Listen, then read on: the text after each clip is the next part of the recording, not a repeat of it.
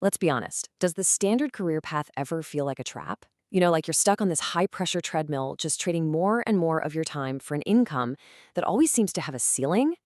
Well, investor and philosopher Naval Ravikant offers a completely different playbook.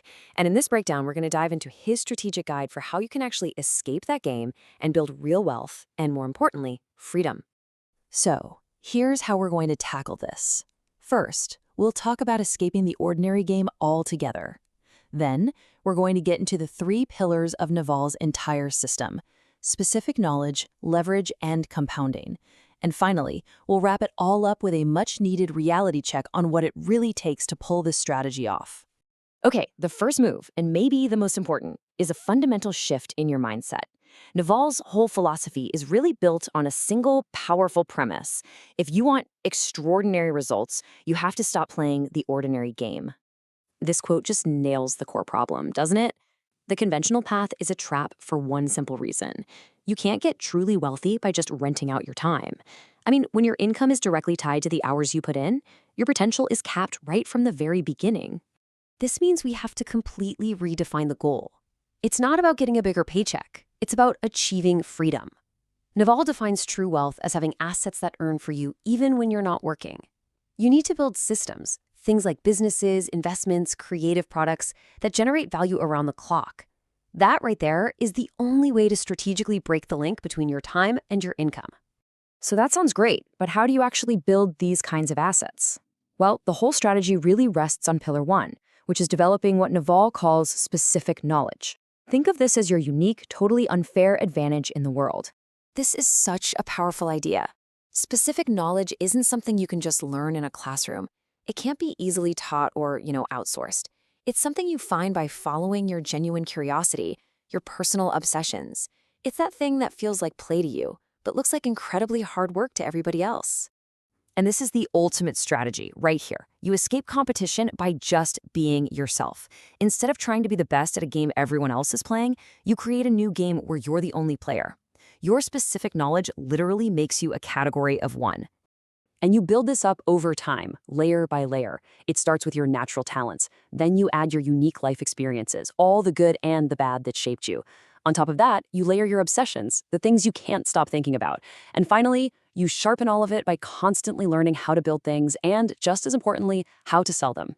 But, having this specific knowledge isn't enough on its own. It doesn't create wealth unless it's scaled. And that brings us directly to pillar 2, amplifying your value with leverage and taking on the accountability that comes with it. Leverage is basically a force multiplier for your judgment. It's the difference between working hard and working smart.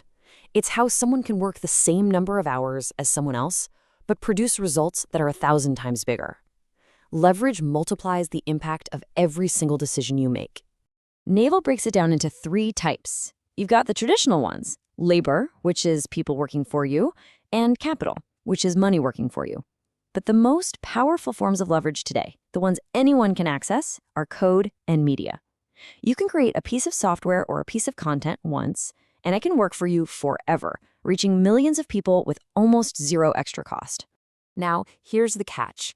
Leverage doesn't work without accountability. You have to be willing to take risks publicly under your own name. You have to own the downside. But in exchange for that risk, you get to capture all of the massive upside that comes from that scale. All right, so you've got your specific knowledge as the foundation and leverage as the multiplier. Now you need the final piece that makes the whole system unstoppable. Pillar 3, playing the long game with the compounding engine. And this right here is the engine that drives everything. We usually think of compounding when it comes to money, but Naval argues it's a universal law. The biggest wins in life, whether it's in your wealth, your relationships, or your knowledge, all come from the slow, steady accumulation of gains over a long period of time. This is exactly why playing the long game is non-negotiable. Think about it. A good reputation built over decades brings you opportunities you could never even imagine. Deep relationships built on trust make everything easier, and knowledge compounds too. The more you know, the faster you can learn new things. It's everywhere. Now, to let compounding work its magic, Naval says you have to choose to play positive-sum games. See, the status game, where you're just trying to climb a social ladder, that's a zero-sum game. For you to win, someone has to lose. But the wealth game is a positive sum game. We can all create new value and we can all win together without tearing each other down. Okay, so this whole framework, it's powerful, it's elegant, and it makes a ton of sense. But, and this is a big but, we have to be real here. These ideas are a lot harder to put into practice than they are to just sit and listen to. So let's do a quick reality check. Here is probably the biggest hurdle. The book doesn't give you a neat little checklist for discovering your specific knowledge. It's a messy, personal journey of trying things, failing, and paying close attention to what you love. That ambiguity can be a real challenge when you're trying to apply this stuff. And that brings us to the next big question. Is just having the right mindset enough?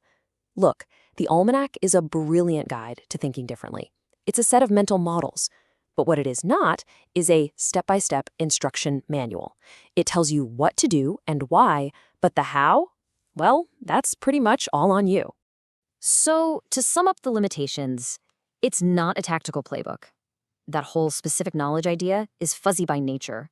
The whole thing depends on compounding, which takes an incredible amount of patience.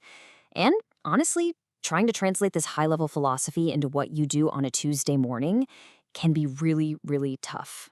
But despite those challenges, the core strategy is just so incredibly effective. It really all boils down to this one powerful command: productize yourself. Figure out your unique value, package it up, put your name on it, and then scale it with every bit of leverage you can find. So in the end, this whole framework really leaves you with one critical, unavoidable question. It's the challenge that's hiding on every single page of the book. What will you build that earns while you rest? If you're ready to go deeper on this, you can find the link to the book and some other great resources right there in the description below.